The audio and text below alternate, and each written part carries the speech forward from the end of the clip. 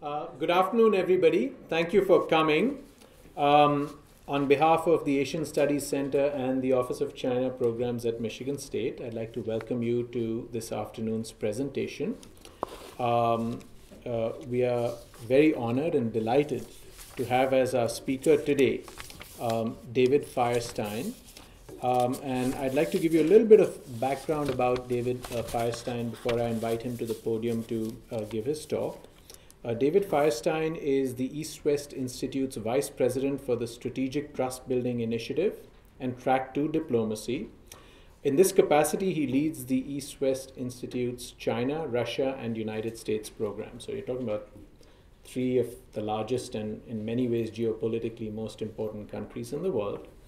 Prior to joining the EastWest Institute, David Firestein was a career U.S. diplomat for 18 years. This was from 1992 to 2010. He's an expert in China, Russia, public diplomacy, and U.S. politics. He's actually a fluent speaker of Russian and a near native level Chinese speaker as well, in addition, obviously, to English, which presumably is your mother tongue. He's the author or co-author of multiple books on China. Two of them are China-published bestsellers. He's also written extensively for a variety of newspapers, both in China and outside, and taught a number of courses at a variety of institutions on U.S.-China relations. I think I'll stop there on all your experience with China and move straight to the talk. The title of the talk is Toward a New Normal, 9 Tectonic Shifts in U.S.-China Relations. And I'd like to welcome David Firestein to give his talk. I should mention that he's been to MSU a number of times in the past, and Chuck Glioso, who was instrumental in making this event possible, actually called him an honorary Spartan. So let's welcome our honorary Spartan, David Firestein, to the podium. Thanks so much. Really appreciate it. Thank you. Well, let me get my microphone here in just the right position. Okay. All right. Well, thank you so much, Dr. Chandra, for that very gracious introduction. I really appreciate it. It's an honor for me to be back here at Michigan State University. Earlier today, as Professor Chandra mentioned, Dr. Chuck Glioso, who's a dear friend of mine here in the MSU community, introduced me among other ways, as an honorary Spartan. And for me, that was music to my ears. I've often rooted for MSU teams over the years. I'm sorry about the loss to OSU recently. That was a tough one. But I'm really honored to be back here and to have an opportunity to be among such distinguished professors and, of course, students and other members of the team. Julie, thank you so much for your help as well. It's always a pleasure to come back to East Lansing.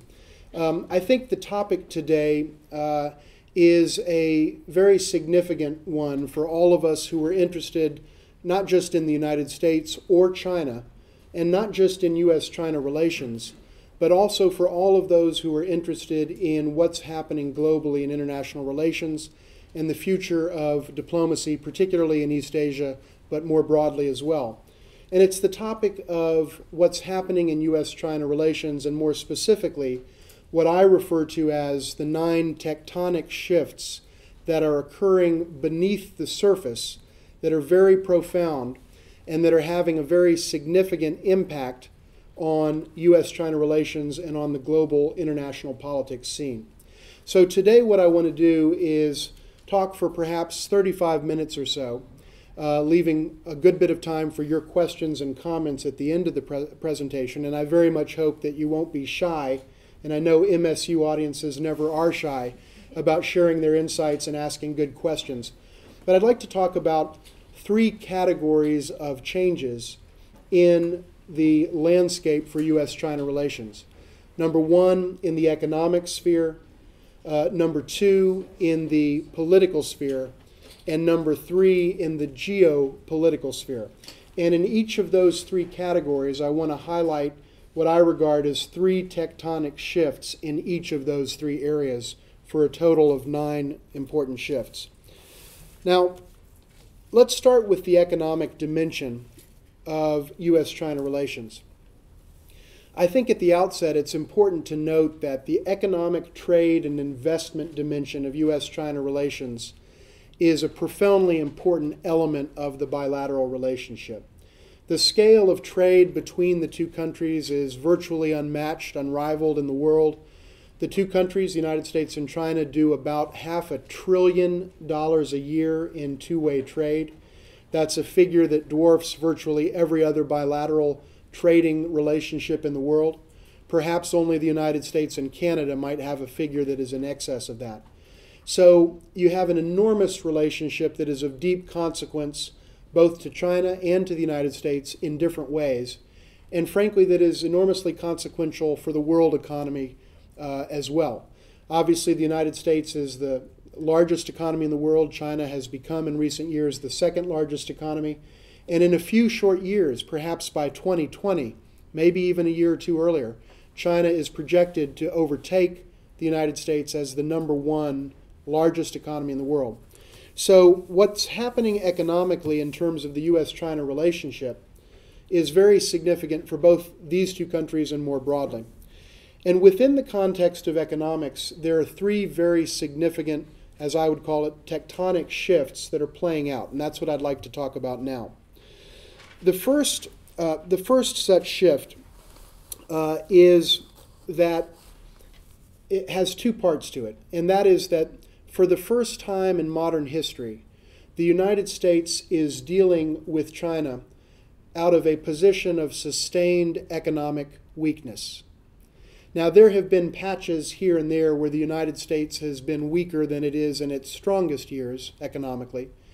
But now, in the last 4, 5, 6 years, we've really been dealing with China from a position of sustained economic weakness, and that, I would argue, is unprecedented in the modern era. At the same time, and this is Tectonic Shift 1, Part B, China is now dealing with the United States from a position of slowing economic growth. Still rapid growth, but slowing growth relative to the extraordinary rates of economic growth that we've seen in China over the last 30-plus years. For about 30 years, from 1979 or 1980 until about 2010 or 2011, the Chinese economy grew at about 10% a year on an annualized basis. That is probably an amount of economic growth over a protracted period of time that is unprecedented in the history of human economic endeavor. And now, China is growing in a different way, qualitatively, and at a different level. Growth now is about 7.8%, 8.2%. It's still enormously strong by any normal standard, but it's not what it was. So if you think of it in relative to recent past economic performance, China's growth is 20% less strong, if you will, than it was when it was 10%. So take those 2 phenomena and put them together, and you've got the United States dealing with China from a position of sustained economic weakness for the first time in the modern era, sustained economic weakness, and China dealing with the United States from a position of slowing growth relative to past performance. Together, that is tectonic shift #1, and the first one under the economic rubric, that I would argue is likely to complicate, along with the other factors that I'll mention, U.S.-China relations as we move forward into the next decade. By the same token, another very significant phenomenon is occurring, also in the economic category. And that is that China is moving up the value chain as a producer of goods and services, economically speaking. So whereas not too many years ago, the United States principally imported from China such things as clothes, shoes, plastics, toys, kitchen utensils, and kind of lower level goods and services, principally goods. Today, the United States is, in some cases, importing from China solar panels, wind turbine technologies, computers and other high-tech equipment, telecommunications equipment that in many cases is at world levels of quality, and the list goes on. So the kinds of things that we're now importing from China are very different qualitatively than what we were importing some years ago. And as a result of that, the level of competition and perceived competition between the United States and China on economic and trade matters has intensified from a U.S. perspective, because quite frankly, now we're competing with China on areas that the U.S. president and many other officials have cited as key engines of potential U.S. economic growth going forward. So the competition now is hitting closer and closer to home and closer to the heart of the U.S. economy, our 21st century knowledge economy, and at the heart of those sectors that are going to drive U.S. growth as we go forward. That's a tectonic shift, China moving up the value chain, that's going to have a significant impact on U.S.-China relations. The third point that I would mention as an economic change is also very significant. And I think you can see when you add this to the other points, it starts to create, along with the political and geopolitical factors, a potentially very volatile mix of considerations as we look at U.S.-China relations going forward. And that third economic shift is the deterioration, I would say the steady and maybe even dramatic deterioration of U.S. business sector support for U.S.-China relations. For many years, in fact for decades, back to normalization in 1979, the U.S. business community writ large has been a huge advocate for the improvement of U.S.-China relations, even when it wasn't particularly popular politically in the United States. So, for example, if we think back to the period immediately after Tiananmen in 1989, 1990, 1991, and even the 92 presidential campaign, it was not a popular point of view to say, let's engage China, let's deal with the Chinese leadership, let's open markets, let's expand our trade and investment. There were many voices in this country that said, well, wait a minute, that doesn't make sense to us against the backdrop of what has happened in China. But the business community was always an advocate for improved and strengthened U.S.-China business and trade relations. In recent years, that has started to change. And it's changing for a number of reasons. I think chief among them is a protracted problem that has not yet been satisfactorily resolved from a U.S. perspective around the issue of intellectual property rights protection. The fact is the United States and U.S. producers, businesses, farmers, providers of goods and services lose tens of billions of dollars in lost revenues to theft of intellectual property in China that occurs every year. It's a well-documented fact. It's not really even debated, frankly, between elites and leaders on both sides. The question is what can be done about it and how quickly can it be done. But the prolonged difficulties and inability to get satisfactory resolution to the issue of intellectual property rights in China, that is the protection of U.S. IPR in China, is starting to sour the business community on China and on prospects for doing business there in a way that was not true even 3 or 4 years ago. There are other issues as well. Market access is still problematic in many ways. Many U.S. business figures had said, let's just give this time. You know, if we cast a long line, we can catch a big fish, as the saying goes in Chinese. So let's give it time, let's be patient. But in fact, that patience has not seemed to bear any real results for many U.S. Business leaders. And as a result, there's a souring of sentiment with respect to China. And then there are issues like indigenous innovation, the Chinese currency, the renminbi, and other concerns that collectively have caused U.S. business leaders to rethink whether China is really as attractive a market as it was in their mind, at least, in their vision some years ago. So those are 3 very significant changes that are now taking place. And I think if you add those together, the weakness in relative terms in the economies, the moving up of the value chain, and this last point I mentioned about U.S. communities, business communities' views on China as a business environment and the deterioration in those sentiments, you can see that we're moving into some uncharted territory because none of these things have been true in recent years, but they're true today. So on the economic side, I would offer those as three tectonic shifts. You don't necessarily hear about them every day in the papers. You don't necessarily see them at the surface level, although increasingly I think we do. But underneath the surface, these things are playing out. The second point that I would make pertains to politics. I think similarly there are three things that are happening in politics that are creating a more complex and complicated environment within which to engage in relations between the two countries. So let me say a few words about that. I think it's worth starting with what I would call the first point. And it's, in a sense, it's a tectonic moment in the relationship that the residue of which continues to be with us as we go forward. It's not a change per se, but it's kind of a change in the context in which U.S.-China relations play out. And that is the following. Last year, the year 2012, was the first year in 20 years in which the U.S. presidential election and the Chinese political or party transition occurred in the same year. That happens only every 20 years. That's so because the Chinese system is on a 5-year cycle and the U.S. political system is on a 4-year cycle. And so it's only every 20 years that those two cycles converge into the same year, and last year was one of those years. Moreover, in 1992, which was the last year in which that convergence occurred, there was no change at the top of the Chinese national leadership, at the very top. Jiang Zemin was the leader of China before 1992, and he was clearly going to remain the leader of China after the Party Congress of 1992. And so, unlike this year, in that particular year, there wasn't a change in China, whereas there was in the United States.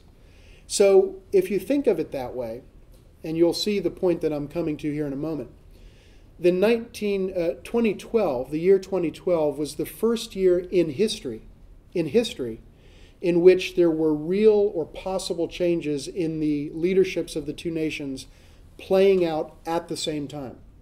Now, what does that mean in a pragmatic sense?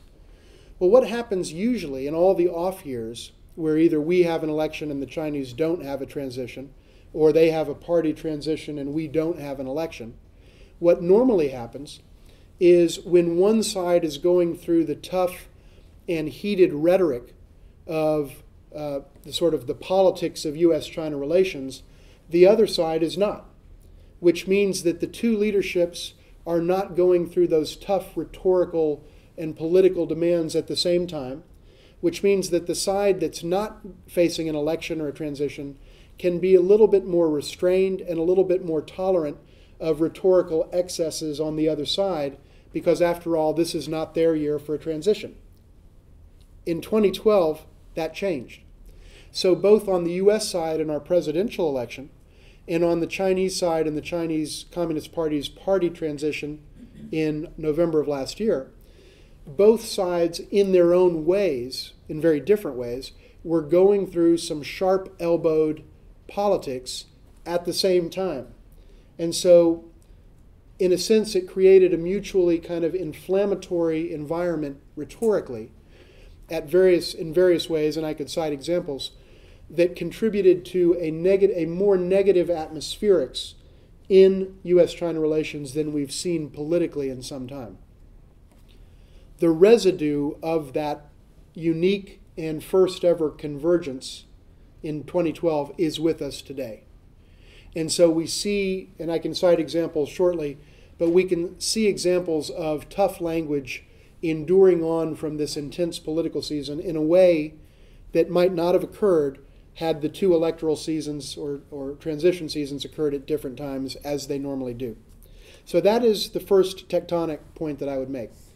The second shift that I would talk about is actually three different things, and it's what I would call the three shifts in how U.S. political leaders think about and frame and talk about China as a topic in our political discourse. Three shifts within this one tectonic shift. And the three shifts are as follows.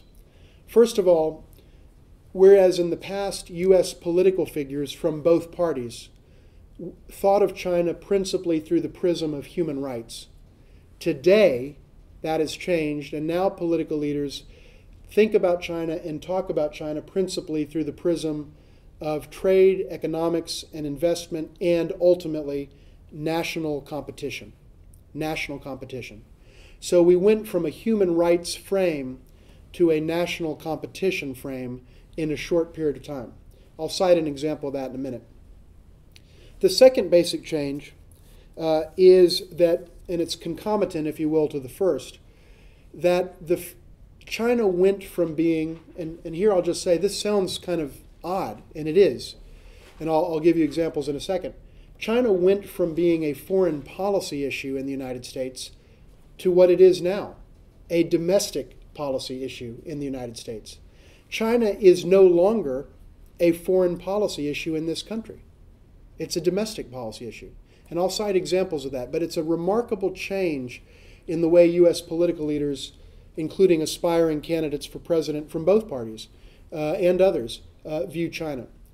And the third change that I would note is that whereas China used to be a measuring stick in the context of U.S. politics for personal toughness, or I would even say machismo, on the campaign trail, now it has become a measuring stick for America's national adequacy or national worth, or as the case may be, our national inadequacy.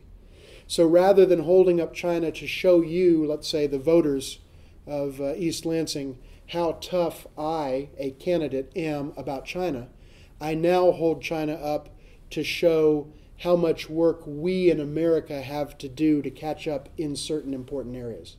That is a huge change in the way we talk about China. This is worth mentioning, I think. This is all the second political tectonic shift. But I think it bears drilling down with a couple of more sentences each to give you examples of what I'm talking about, because this is a very remarkable change that has occurred.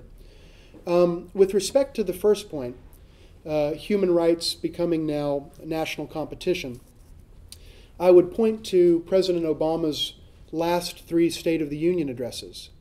In the last three State of the Union addresses, 2011, 2012, and 2013, President Obama mentioned China exactly 8 times. 3 in 2011, 4 in 2012, and 1 in 2013. All 8 of those references were to China as an economic competitor of America. None of those references were to China as a human rights issue. That's just one example. I could cite others. But I think it's emblematic of this change of framing. China as economic competitor, better test scores, better production of clean energy, science and technology, better public policy planning, etc., etc. These are the arguments that are put forward, including by our president. And that's a different way of talking about China. The second point, I mentioned that China has gone from being a foreign policy issue to being a domestic policy issue. I'll give you 2 data points. In those same State of the Union addresses, there is a domestic section and a foreign policy section to presidential State of the Union addresses. China, in the last 3 years, has never, not even once, been mentioned in the foreign policy sections of those addresses. It has exclusively been mentioned in the domestic policy sections of those addresses. Now, just think about that for a second. This is the world's biggest economy, a P5, permanent member of the Security Council member with veto power over UN action, huge economy, huge trader, major player, nuclear power, issues of Taiwan, South China Sea, East China Sea, cybersecurity, and the list goes on, and yet it's never mentioned as a foreign policy issue. Similarly, when the Republicans were debating amongst themselves and vying for the Republican nomination for president a year ago, there were 24, 25 or so debates started with 9 or 8 people, and then it whittled down to the last 3 or 4. There were about 6 of those debates that were devoted to foreign policy. China was never mentioned in any of them. Remarkable. Most important foreign policy challenge this nation faces, not mentioned in a single debate about foreign policy, but mentioned again and again in debates about domestic policy, clean energy, education, science, technology, and other issues. So that's a data point. And then regarding the third point about this measuring stick for national personal toughness versus national adequacy, let me share a colorful story from Pennsylvania that I think makes this point very clear. And notice that I'm citing both Democratic and Republican examples because this is a bipartisan phenomenon. One of the few things now that is bipartisan, by the way. Now, this example, which goes to the issue of how Americans view China as a competitor, or if, as I would call it, an existential competitor, or competitor in chief. In 2010, a little over 2 years ago, there was supposed to be a Monday night football game in Philadelphia that the Eagles were hosting the Minnesota Vikings. I know folks at MSU don't care much about football at all, so I'm sure this will not go over everybody's heads. But there was supposed to be a football game. It was blizzarded out. For the first time in my lifetime, an NFL game was literally canceled because of blizzard conditions. And when he learned of the cancellation of the game, the sitting governor of Pennsylvania, Governor Rendell, said, quote, and this is almost a verbatim quote, he said, quote, "We have become a nation of wusses." He went on to say, if this were China, they would have tens of thousands of people out on the snowy streets, shoveling the snow and clearing a path to the stadium and doing calculus problems as they marched. Now, of all the things that the governor of Pennsylvania might have said upon learning of the cancellation of the Philadelphia Eagles football game, the one thing that instantly occurred to him was China. That if this were China, China wouldn't do that. That suggests, and I would argue that that story is the beginning, chronologically, of the new framing of China, that suggests how deeply China has gotten under our skin. So I think it's worth drilling down to point out that this second tectonic shift, a change in the way American political leaders view China, is very consequential. And we tend to see the world almost as if the United States were locked in a kind of existential competition with China. Let me just say one more thing that is really remarkable, and it has a slight Michigan connection. Governor Romney, when he was running for president, and whose family hailed from Michigan, made another point during the course of the presidential race that was similarly remarkable in the way that it framed a U.S. China competition. He said, if I become president, by the way, he said this twice on the record, including in one of the 3 debates, and you can go check the record. Paraphrasing closely, he said, if I become president, I will look at the U.S. federal budget and I will ask one question about every dollar in the budget. Is it worth borrowing from China to spend this dollar? If the answer is yes, I'll spend it. If the answer is no, I'll cut it. That's what Governor Romney said about $4 trillion in annual federal government spending. That the only thing he would consider, and he said it twice, so it wasn't a slip of the tongue, is whether it's important enough to borrow from China. That sets up and articulates in an extraordinary way the level of this notion of competition between the United States and China. Now, the last piece that I want to mention is, and this is the third tectonic shift in the political context, is a rather marked deterioration in congressional sentiment about China. Now, let's be clear, Congress has never been the head of the China fan club in the United States. There's always been some tough sentiments in China, on a bipartisan basis, by the way, and for different reasons, within the United States Congress about China. So there are people that certainly do favor U.S.-China relations improving and more trade and investment and so on, but there are many voices who regard China as a very serious competitor, at a minimum, a serious competitor to the United States. That situation has deteriorated even further in the last couple of years. There's one example that I would cite that I think illustrates this point pretty poignantly. In September of last year, the House Intelligence Committee, House Permanent Select Committee on Intelligence, held hearings about the Chinese telecommunications sector. Specifically, they invited the heads of Huawei and ZTE, 2 huge, successful telecommunications giants. I know that Huawei and I think that ZTE are both Fortune 500, Fortune 300 plus members, huge companies, multi-billion, global, etc. They invited the 2 companies to send high-level representatives to testify, again, before the House Intelligence Committee, which in itself should tell you something. And the question basically was, and I'm paraphrasing here, tell us, the United States Congress and this panel, why you're not a threat to U.S. national security. And in fairness, they gave the two gentlemen, an opportunity to make statements and answer many questions that came from both sides of the aisle. After that testimony, the committee did an unusual thing. It issued a public report, unclassified, and it stated, we, having held hearings, have come to the conclusion that Chinese telecommunications companies are a, quote, threat to U.S. national security, and we hereby call upon the United States executive branch, including the Committee on Foreign Investment in the United States, CFIUS is the abbreviation, it's called CFIUS. We call upon the U.S. executive agencies and CFIUS in particular to bar all further entry on the part of these companies into the U.S. economy on the grounds of national security. And further, if the U.S. executive branch doesn't do it, we will legislate it. Now that is pretty hardline sentiment. I can't think of a recent occasion where a congressional panel has said we need to block an entire sector out of the U.S. economy. And secondly, that if the U.S. executive branch doesn't do it, we're going to legislate it ourselves. By the way, whether or not it comports with our WTO obligations or anything else. So that's a remarkable example of how tough congressional sentiment has become.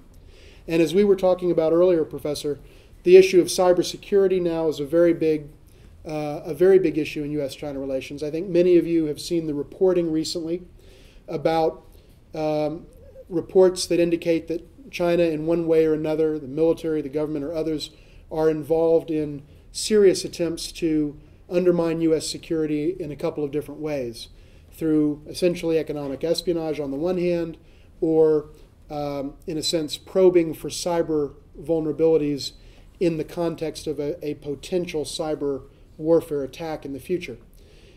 Leaving aside the merits of those stories, the fact is this is in the news, and this is one of the things that's contributing substantially.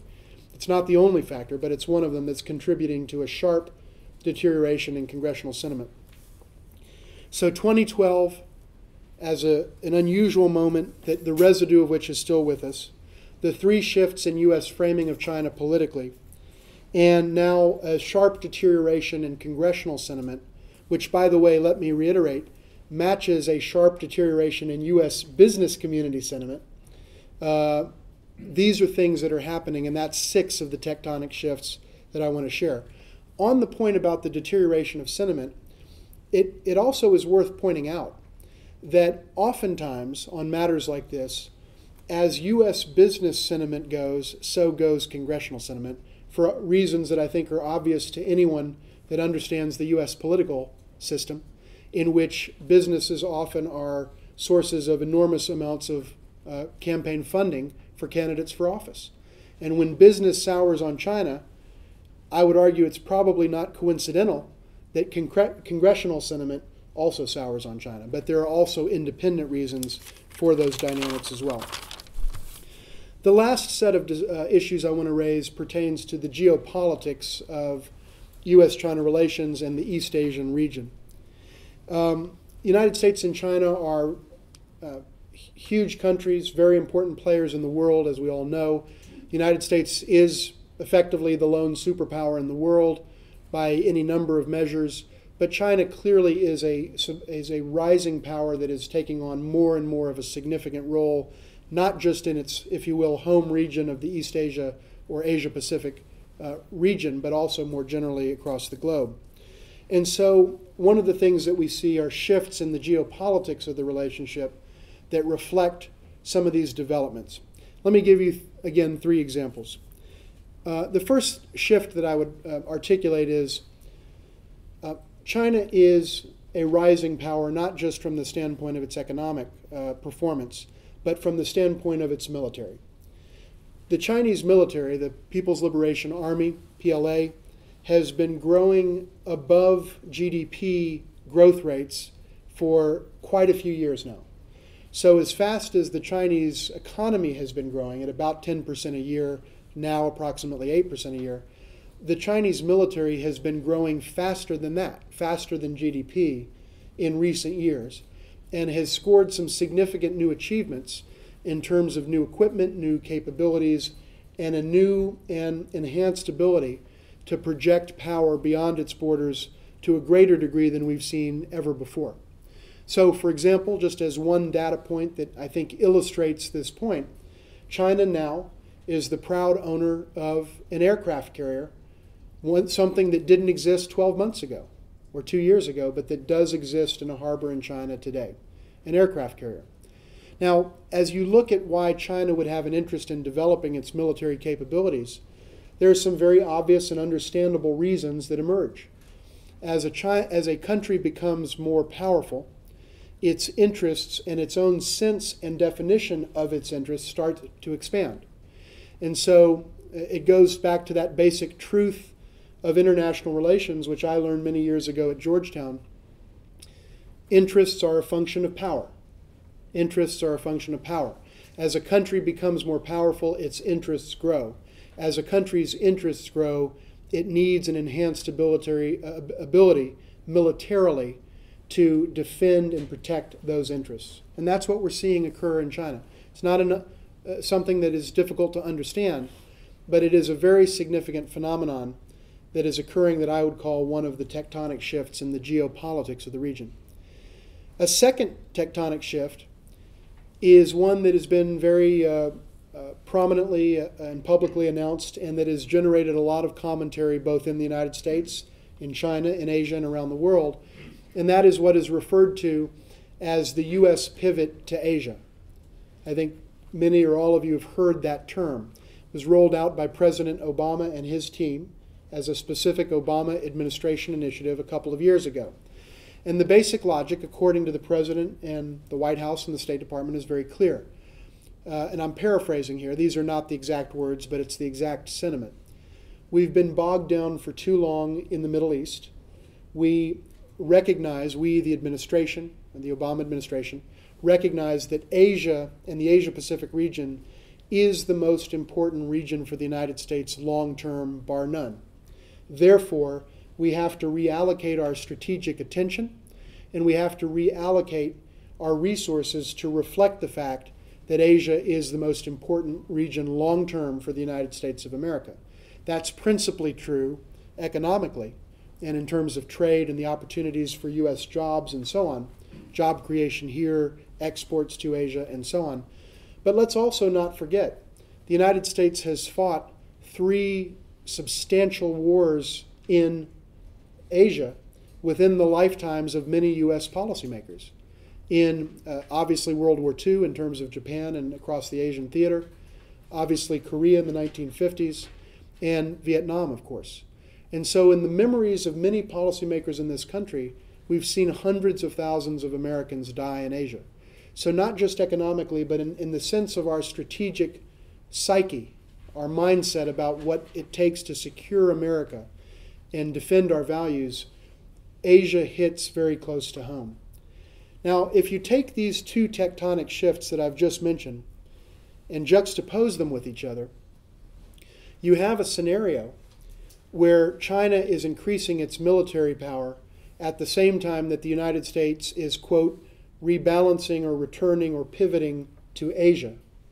And you can well imagine that that starts to generate a few sparks, because it puts militaries from 2 powerful nations, one militarily speaking much more powerful than the other, but nevertheless 2 significant players in much closer proximity and sometimes in more contentious proximity to each other than we've seen in recent years.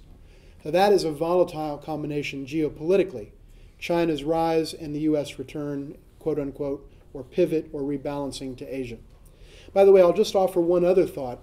This notion of the repivot is probably best understood, and perhaps some of our students here may not yet fully understand this concept because you may not have yet lived it, but you will.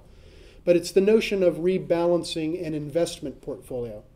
So as professional financial advisors sometimes say, you want to invest money, maybe a third in this category, stocks, and a third in this type of stock, and a third in the bank, and a third in bonds, and so forth. After it grows for a while, those percentages get out of whack. So you have to go back and rebalance the percentages to make it conform to your original vision. And I think the U.S. pivot to Asia can be construed as a rebalancing of our strategic portfolio. That would be a phrase that I would use to help people understand what this is.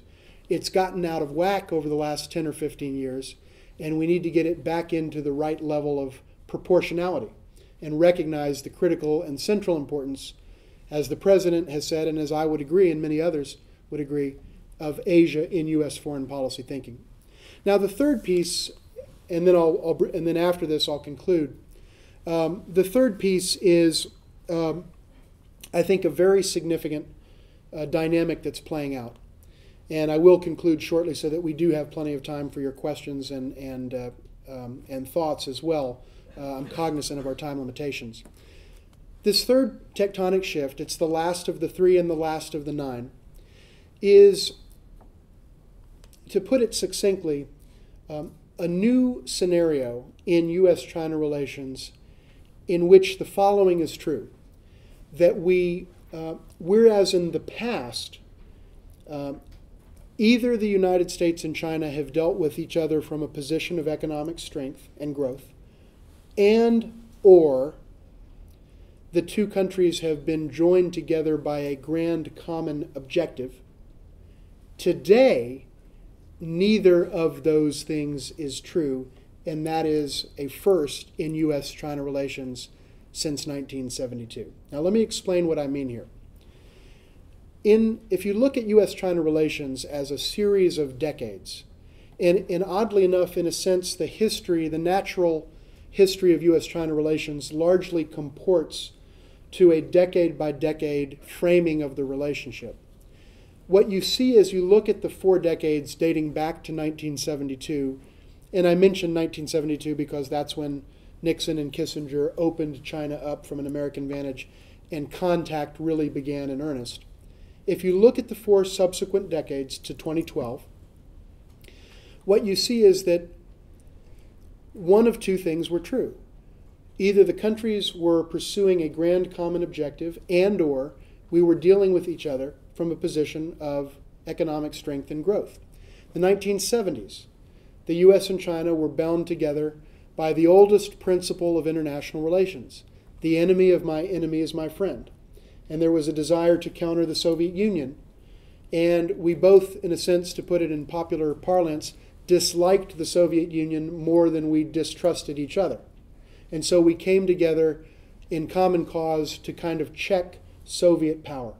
The enemy of my enemy is my friend, in this sense a Cold War enemy, and the two nations came together in the 70s, and that's really what the relationship was about. So we had a grand common objective. In the 1980s, we had the honeymoon period in U.S.-China relations after the normalization of 1979, and so you had an objective that was shared of building the relationship, good vibes basically on all sides, and very strong emerging growth from the Chinese economy at around the 10% a year mark, and a strong U.S. economy, particularly after the early 80s and the recession in the first part of the decade. The middle and latter part of the decade generated a lot of growth and economic success in this country.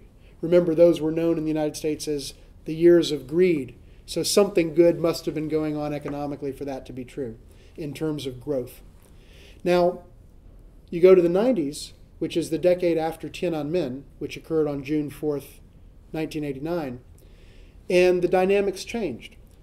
We didn't have so much of a grand common objective. However, you saw stunning levels of growth in China, as well as a bid to become part of the WTO, the World Trade Organization. Meanwhile, you saw the best overall economic performance in the modern history of the United States occurring here, particularly the mid to late 90s, 94 to 99 or early 2000, was some of the best growth literally that we've seen in this country in generations. And so we were dealing with China, a China that we disagreed with on certain issues, whether human rights, again in the post-Tiananmen period, whether economics and trade, intellectual property rights, and so on. But nevertheless, we were dealing with China from a position of extraordinary economic strength. And by the way, toward the end of that decade, balanced budgets as well, balanced federal U.S. budgets as well, and far less debt. And China, for its part, was dealing with the U.S. from the solid vantage of a very high level of economic performance. The fourth decade, the 2000s, the aughts, in a sense can be regarded as starting with 2001, 9/11, the United States and China, after those tragic events, along with many other nations, including Russia and others, came together to combat terrorism in a way that we had never worked together before. We shared intelligence, we did joint, in some cases, joint operations. We, the international community writ large, obviously the U.S. led the charge, but many other nations were involved, and China was a key source of cooperation and coordination on that. So there was, again, a grand common objective and at the same time, strong growth. So as you can see from that brief analysis, we've never had a decade where we don't have either a grand common objective or growth or both. Now we have neither. U.S. is not growing at the rate that any of us would like to see. China's growth is down from what it has been for 30 years. There are going to be some tensions, I think, that are generated in Chinese society because of that. And at the same time, we don't have an overarching geostrategic or geopolitical objective that is binding our nations together in the way that we have had in past decades. That is an uncharted and unprecedented state of affairs. And if you think about that against the backdrop of the other 8 tectonic shifts that I've outlined, I think you can see that we're now going into a period that is going to be unusually tough and challenging for the two nations and for the leaderships of both of our countries. So with that, let me conclude with just 3 or 4 sentences of concluding thoughts. We are now entering a 5th decade of U.S.-China relations. 72 to 2012 was the first 40 years. We're now at the beginning part of the next 10 as we approach, if you will, the 50th year of U.S.-China relations. The relationship is maturing, but at the same time, in many ways, things are getting more complicated because of all the considerations that I've shared. It's going to take deft touch and I think long-term vision from both of our leaderships, both the U.S. and Chinese leaderships, to manage what I think is the most consequential bilateral relationship in the world, and to deal with each other in ways that manage these tough changes that are occurring, these difficult and unprecedented phenomena, in a way that keeps U.S.-China relations on the rails and on track to deliver fruitful cooperation for both of our peoples and for all stakeholders in international relations. I think it's going to be a challenging time as we go forward, but I think it's also going to be a great time and a fascinating time to look at and analyze U.S.-China relations, and I certainly hope and expect that the extraordinary faculty here at MSU and the extraordinary students here at MSU will be part of the solution to these difficult challenges as we go forward. With that, I'll conclude my comments. Thank you so much for your time. I'm really grateful for the privilege of being here with you, and I look forward to your questions. Thank you very much.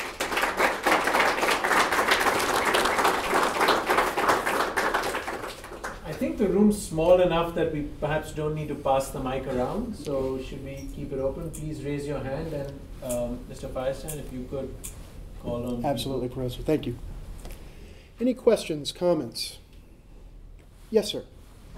You mentioned that there was a problem with the Chinese currency with regards to trade, and I read somewhere about like price pegging and how that was coming under fire for criticism towards China. And I was wondering if you could elaborate on how that works a little more. Yeah. And the latter part of your question after the currency is? Price pegging, like how does that play into how they kind of got up on our currency? Yeah, I think there are 2 different issues here. One is you mentioned the currency issue. And the basic complaint on the part of the United States for many years has been that China is artificially maintaining its currency at an undervalued level, that makes it easier and more cost effective to export and harder to export to the United States and harder for U.S. companies to gain a similar foothold in the Chinese market. It disadvantages the United States and advantages the Chinese producers. And that's how the argument goes. In the last several years, the reality is, and you can look at this empirically and see what the rates of exchange have been. The fact is there has been a significant appreciation of the Chinese currency, so that some of the advantage that the Chinese government or Chinese producers had from a currency standpoint has been neutralized, and some of the concerns that U.S. policymakers have articulated have been assuaged. And in fact, we've seen movement in the right direction. I think it's appreciated about 30% in the last 3 or 4 or 5 years. And it's moving in the right direction, the currency of China, the renminbi. But there's still, according to some ways to go. But the other point that I would make is that the currency issue is not the sum total or the sum total of the origin of the substantial, in fact, enormous U.S. trade deficit with China. We import from China much more than we export to China. That's the deficit. And the currency is not the principal driver of that deficit. I've seen studies that would suggest that if the currency were at a perfect market-determined rate today, you'd still have hundreds of billions of dollars worth of trade deficits with China that aren't really related to that. It would solve some of the problem, but not the majority of it. A lot of it is the differing labor costs. A lot of it is, in some cases, industrial policies, market access, IPR considerations, and other factors. So the currency issue is important, but it's also not the silver bullet to bring our trade books, if you will, into better balance. You asked about price pegging or price setting. I think the point to note about China is it is in many ways largely a market-driven economy, but it is not totally a market-driven economy.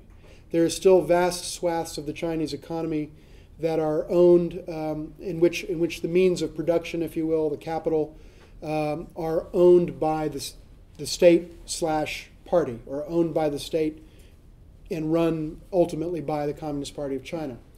And so you have a kind of hybrid economy in which the market determines prices for a vast swath of economic activity, but where there isn't a true market mechanism ultimately determining price clearing prices or market clearing prices for some sectors of the economy, particularly the heavy industrial strategic sectors, aeronautics, air, in many ways some respects telecommunications, the defense contracting sector, and many other areas of the Chinese economy are not at present open to the full forces of competition that other sectors of the Chinese economy are. And that's particularly true in the services area. So we talk about goods on the one hand and services on the other. One of the areas of relative comparative advantage for the United States as a 21st century knowledge economy, and it's not the only area, but one of the areas is, in a sense, the knowledge economy products, services, software, intellectual property in the form of Hollywood movies or Kid Rock, DVD, CDs, etc. By the way, I come to Kid Rock through country music, not so much through the other side, but I'm a big admirer of this great Michigan artist.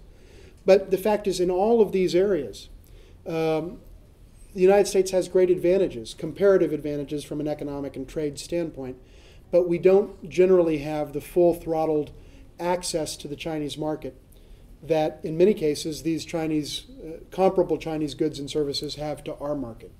So there's a bit of an unlevel playing field, and it goes to the issue of pricing, it goes to the issue of market access, and the bottom line is there's still a lot of work to do in order to level the playing field and create fair competition. And both Democrats and Republicans in this country have often said, look, you give the American people a fair shake and fair competition and a level playing field, and we'll compete and win against anybody in the world. But the problem right now vis-a-vis China is we don't have that kind of level playing field. So very good question, touches on some core issues, and I appreciate your raising that. Yes, ma'am. My question would be, I guess, the U.S. is continuously crying foul as far as like how Chinese currency is set up and how, that they're like depreciating their currency on purpose essentially. But that, I guess it would help our trade balance a little bit. But shouldn't we kind of be careful what we ask for, because then it will cost even more to borrow from them, so it will make our debt even larger and grow quicker because then their money will be worth more. Yeah, it's a very good question. Very good question. Let me make a few general points about it. You're right. Sometimes you have to be careful what you wish for, but I think there is a broad consensus in the United States, in Congress, in the executive branch, the president, secretaries of commerce, and USTR, and so on, all favor an approach whereby, for the most part, or virtually, the Chinese renminbi, the Chinese currency, is, in a sense, its value is dictated by the market. There's a general consensus that on the aggregate, on the whole, that would benefit U.S. producers and exporters, and that the benefits would outweigh the costs. But your point is nonetheless well taken. And let me segue into another point that you've touched on, which is very important, and that is the issue of Chinese holdings of U.S. government treasuries, U.S. debt. And there's a lot of talk about this from the standpoint of U.S. politics, and also from the standpoint of, if you will, American economic security. Now, let's put a few facts on the table, because I think there's a lot of misinformation about this issue, whereas at the same time there's a lot of concern and even alarm about the degree to which China, quote, holds our debt. So right now, and let me ask some of the students here, not the faculty but the students, about how much accumulated debt does the United States have right now? National debt. Throw out a figure. $16.6 trillion. 16.6 trillion. Absolutely right. So we're coming up now on $17 trillion of accumulated U.S. debt in the coming months by next year, if not earlier. Now, how much does China hold of that debt? Do you know that figure? I think it's only $1 trillion, and that's spread over a lot of portfolios, treasury bonds, and other things. Excellent, excellent. Absolutely right. China holds about $1 trillion of accumulated U.S. debt. Absolutely correct. So that's about 1/16 or 1/17 of all U.S. debt. Now, I often hear people saying, hey, the Chinese are holding all of our debt, or the great majority of it. What are we going to do about that? As the saying goes, how do you argue with your banker? When you disagree on certain issues and they're bankrolling you, how do you express disagreement independently of your indebtedness to that player? Well, the reality is China holds about 1/16, 1/17 of our debt. That's still a lot. That's more than any other single foreign nation. It is less by far than the American people who own U.S. debt, and it's less than all the other countries combined, etc. But it's a lot. And so there is a concern that the United States needs to reduce our reliance on debt generally, number one, that we've got to get our national finances in order, and that in particular we frankly ought to be relying a lot less on borrowing from China than we have historically, so as to give our nation a free hand to deal with China and not worry about the leverage that a certain level of indebtedness, our indebtedness to them, gives them over us. So it is a legitimate concern. You're very right to raise the issue.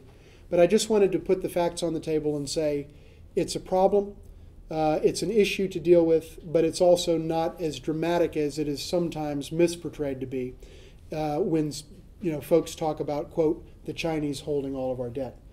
I think the broader point that I would quickly make before going to other questions is that we in this country, I think really, and I think all of us, faculty, students, administrators, all of us, Americans, and those who are from other countries who are interested in what's happening in this country, we have to really recognize, and this is my view, and I think it's a view that's shared by quite a few others increasingly, that probably the greatest threat to U.S. national security is not China, it's not Russia, it's not any country. It's not any country. It's our inability to get our own nation's financial house in order. I would argue that that is the greatest threat to our national security today. And the way that plays out, if God forbid it should play out that we cannot get a handle on this, and I hope that that doesn't happen, I think all of us hope that, it's not a pretty picture for this country. And at the end of that story is an America that does not look like the America of today. So the issue of debt, which you rightly raised, is very important, not just in terms of China, but more broadly. And I encourage all of you, particularly the students, to be active in political discourse in this country, across the aisle, and play a role in helping us fix these, all of us as Americans, fix these problems. Yes, sir. I'm in education, so my question to do is just what you said about the national security, is about how the country pull itself together, become a self-leader, because people play a large role in the world. How you see education will play a role in this, to help people really transform their consciousness, to be able to think more globally. I mean, it's not as a country as a whole, but the individual. Because now internationalization is not just at a country level or big international company. It's to do with every family, every individual, every student in college. How we are going to invest or change the educational system, even the philosophy, in order to really help our students grow and become a leader themselves and become more leaders as well. Well, it's a great question, and I absolutely agree with the premise of your question. Which is that education is very much at the heart of a nation's prosperity and a nation's success. And I think it's notable that President Obama, including in the State of the Union address, which is arguably the key presidential address of any given year, it's the one moment where the president addresses the joint houses of Congress and the American people as a whole and so on. He himself, President Obama himself, has flagged education in the U.S. China context as a critical area for us to improve on.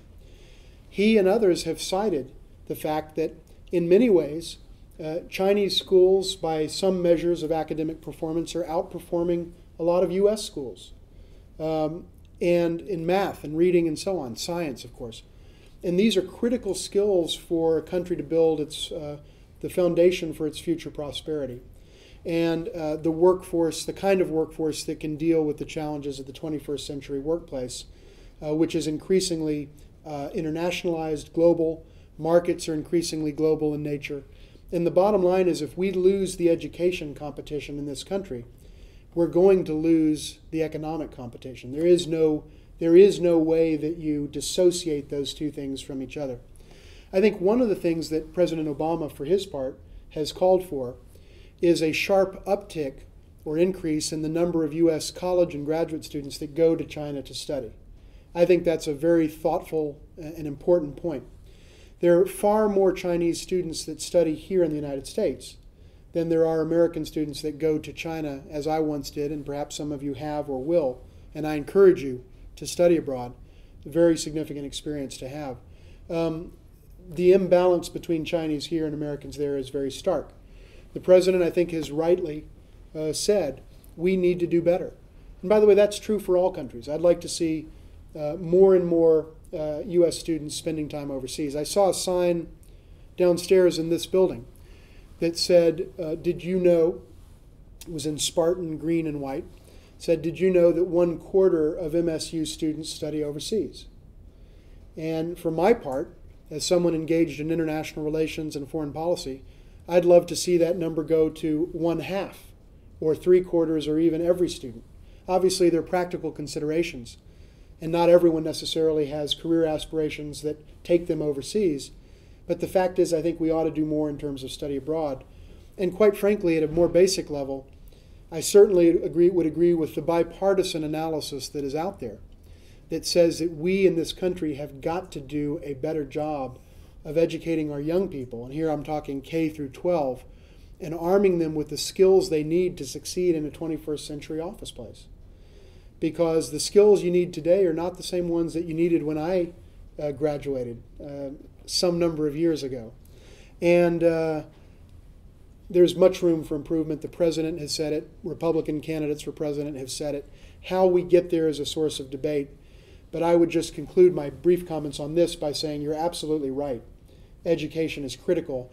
And I would say that getting to students earlier in their education, at the high school level, at the junior high school, or even in the elementary stages, to, in a sense, socialize students to the notion that we live in a big world and that America's competitiveness and success depends on our ability to understand the world around us, to speak languages, to deal with other nations respectfully and in culturally appropriate ways, and to help others understand our values in this country. So you're absolutely right. I think we could talk about that at length, but those are some of my initial thoughts about the central and critical importance of education in this equation. Yes, ma'am, and then we'll come over to you, sir. Yes, ma'am. You have quite a bit of experience with both Russia and China, and we've seen a shift with the Chinese leadership and Putin, as president in Russia. How does that affect the relationship between China and Russia, and does that have an impact on the United States relationship? Excellent question. Thanks for asking that. Are you studying Russia now, by the way? Great, great. Glad to have a Russia-related question that also ties in so nicely with China. Thank you. Russia is also a critical player in the world. It is, along with the United States, got the largest nuclear arsenal on the planet Earth. It's the only country that actually has the physical capability of not only destroying the United States, but destroying the Earth. And I'm not saying it will ever do that, but I'm saying it has that capability, which means it's a force to be reckoned with in the world. And for many other reasons, it is one of the world's largest economies. It's not at China's level, but it is one of the top 10. And geopolitically plays an enormously important role in the world. It's a member of the permanent, what they call the P5, the permanent members, 5 permanent members of the Security Council of the United Nations, and so on. Now, by the way, U.S.-Russia relations have in some ways deteriorated in significant ways in recent months, over the last year or so. We could talk about that. Maybe offline we can also talk about that. But you asked about the China angle here, so let me say a couple of things. Number one, historically, there has been a great deficit of trust, strategic mutual trust, between China and Russia for many decades now. Now, these were both communist nations. China remains, at least nominally, a communist nation. Russia is no longer a communist nation, but they come from similar socialist legacies. They were socialist brethren, if you will, and sistren, if that's the right word, for decades. But they also parted ways early on and have never really trusted each other at all.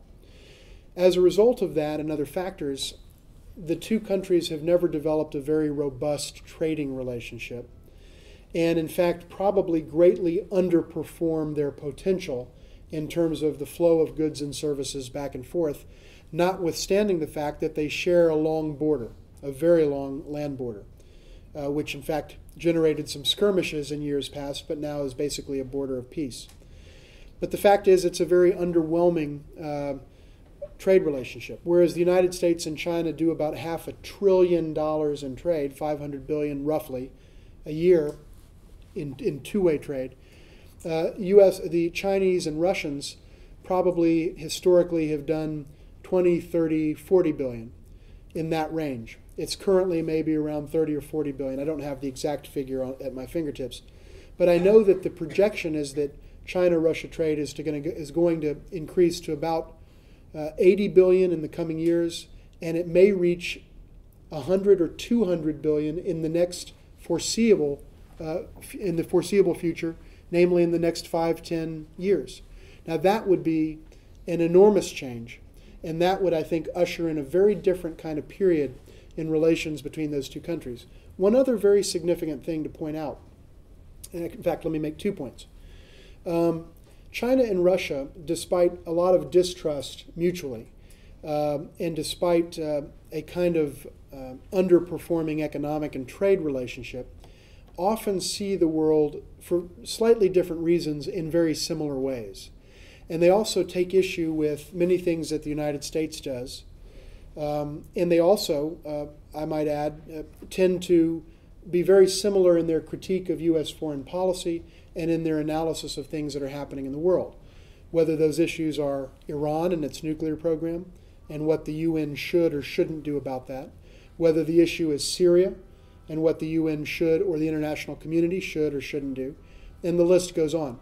So there is kind of a very similar viewpoint derived from different sources in their own traditions that bring them to more or less the same place. The second point that I would make is that, interestingly enough, Xi Jinping, who is now the new leader of China, he is the General Secretary of the Communist Party. He was selected to serve in that capacity in November, as I mentioned, during the transition last November. He's also the chairman of the Central Military Commission in a party capacity presently, which means he's the commander-in-chief of the armed forces of China. And in March, in not too many days, he will become the next president of China.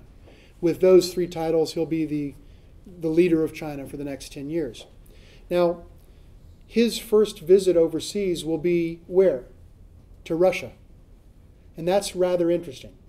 By the way, Hu Jintao's first visit overseas was also, 10 years ago, was also to Russia.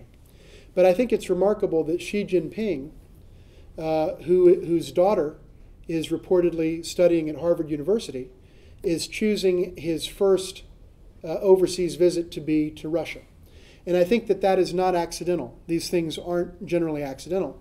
They're a way of saying, hey, we value this relationship, the symbolism is important, and we, the Chinese leadership, are going to make a concerted effort to improve China-Russia relations as we go forward. And I expect we'll see that happen. So for those of you who are studying China-Russia relations, and I've studied U.S. China and U.S. Russia, but I haven't delved too deeply into Russia-China per se. For those of you who are studying that, if you will, third side of the triangle, if I could put it that way, this is going to be a very fascinating and significant time to do those studies. So thanks for raising that question. How are we doing on time? We're at 4:45 right now. Okay. Should we, do we have time for one more question? Or? We have time for one or two more questions, absolutely. Okay. There is, I should announce, there is a reception across the hall immediately after this, so there'll be meals and so on there. Great, and I'll be happy to talk more with all of you, thank you, right afterwards as well. So maybe one or two more questions, and then and I'll keep my answers brief, and then, yes, yes, sir. Let me jump in and ask a question. Yeah, then. and then we'll come over to you, sir. In the Asian Study Center, because we're an all-Asia study center, we follow what's going on in the entire region. And with the emergence of a new power or increasing power within a country, relationships always have to be renegotiated. But one of the things that I think you alluded to towards the end of your talk, that I think is part of the more sort of generally, if I may say, gloomy nature of this, and hopefully things will take a turn for the happier, is relationships with neighboring countries. And the fact that the U.S. has also taken some positions in respect to some of these relationships. Can you talk a little bit more about where that is going and what the future is, and also give us, if you can, any happy news in that area?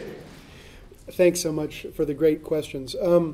With respect to the East Asian picture broadly and China's and U.S. relationships with other players in the region, I think the general point that I would make is that whereas in recent years, up to fairly recently, China has made a serious effort to cultivate strong relations with the ASEAN nations, to a degree, to greater or lesser degrees with Japan at times, and other players in the region, to say nothing of a strong desire to cultivate better relations with the U.S. itself, which China welcomes and has stated in writing it welcomes as an Asia-Pacific player.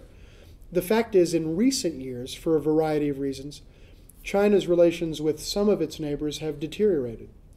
And one of the things that has driven that is, in some cases, conflicts or disputes with neighboring countries, including, in a sense, countries that share maritime borders, over the maritime issues in the South China Sea, and now even more recently the East China Sea. And so, China has its own claims about these waters in the South China Sea and East China Sea. Other countries such as Vietnam, Brunei, the Philippines, and others have different claims. And as a result of that, China has started to bump up against some of its neighbors in ways that are rather unpleasant, literally including but not limited to ships literally bumping up against each other in waters, sometimes by design, which is a kind of rough style of doing things that often rankles people's feathers. So there has been, I think from a Chinese vantage point, to a degree, a deterioration in the temperature or the tonality of its relations with its neighbors. And then add to that the U.S., quote, pivot to Asia.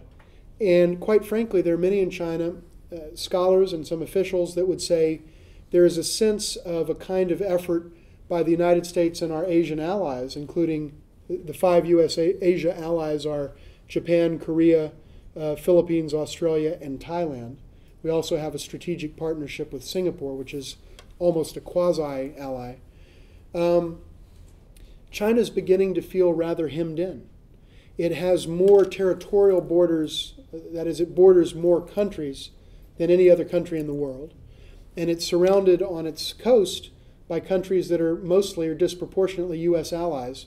And all of that is to say nothing of Taiwan, sometimes referred to by Chinese, quoting or citing Americans as the so-called unsinkable aircraft carrier.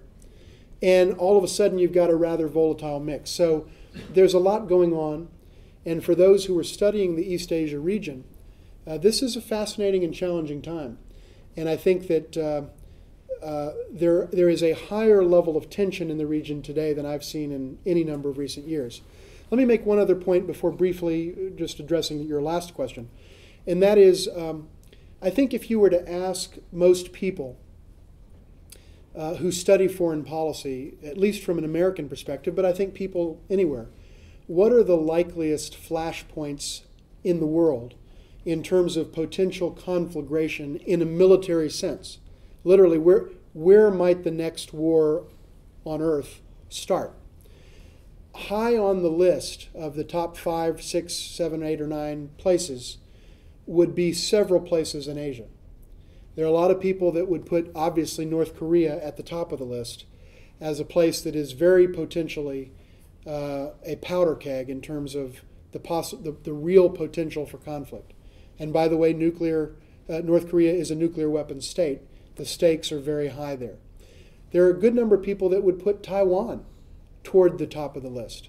Not saying that there will be conflict, but that the potential for conflict is there because of various dynamics. We could drill down into that. South China Sea, even East China Sea, a lot of tension. Depending on which point of view you take, you may have one view or the other about these areas. But the fact is, in the East Asian area, within a few hundred miles of each other, are literally some of the hottest potential flashpoints in the world. And so it is an area of the world that is fraught with tension, and I think that's why this administration has made it a focal point.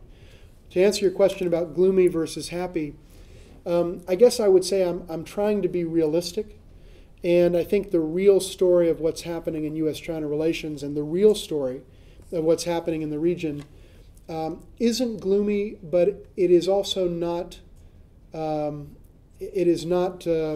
light and sweetness. This is going to be a challenging time. What I think is the happy story is that we've got an extraordinary new generation of folks, including from Michigan State University, coming into the mix to help make a difference on these thorny issues.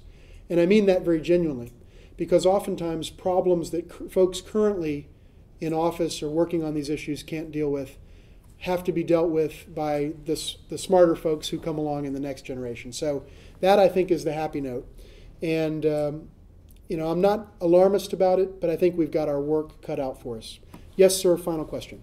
Thank you. In respect to politics, you have mentioned there's a shift from human rights to economic rights. Yes. So is it because China has made progress in human rights, or congressman has become much more realistic. They think economic interest is much more important than human rights. It's a great question, great question.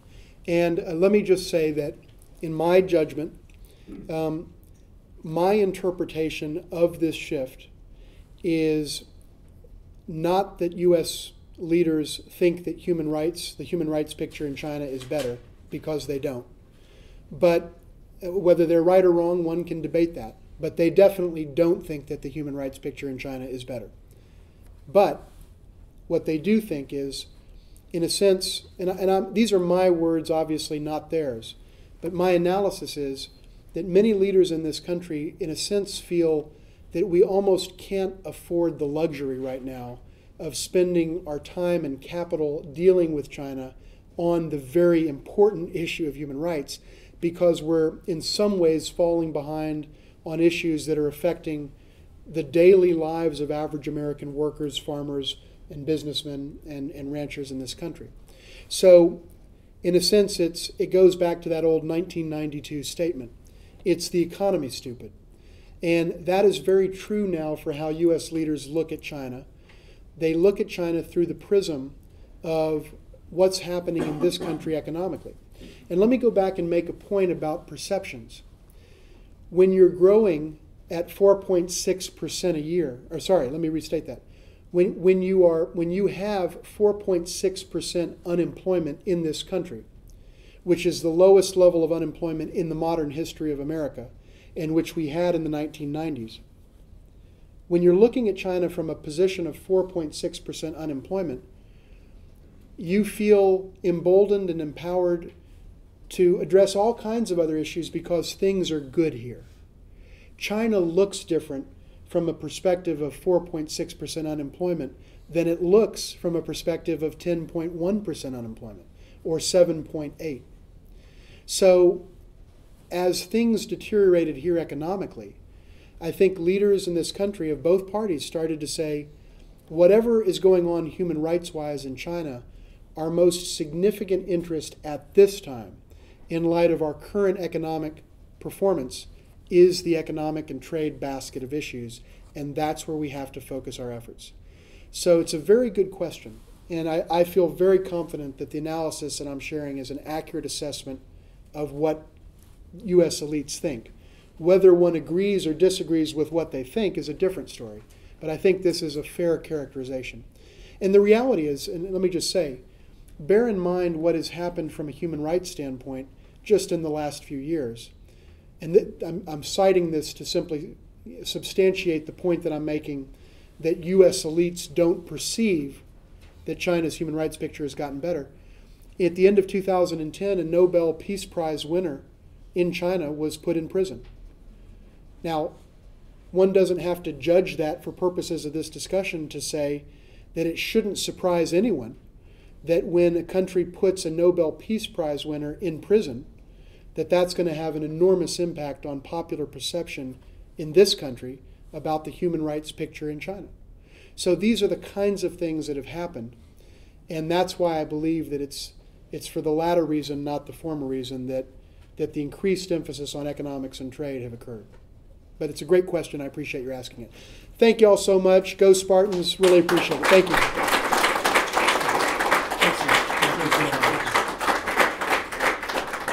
So I'd like to thank Mr. Firestein for his very interesting talk, and he will be joining us, and I hope you will too, in the reception across the hall. And I hope that there'll be time for additional conversation over some snacks and eats that we have.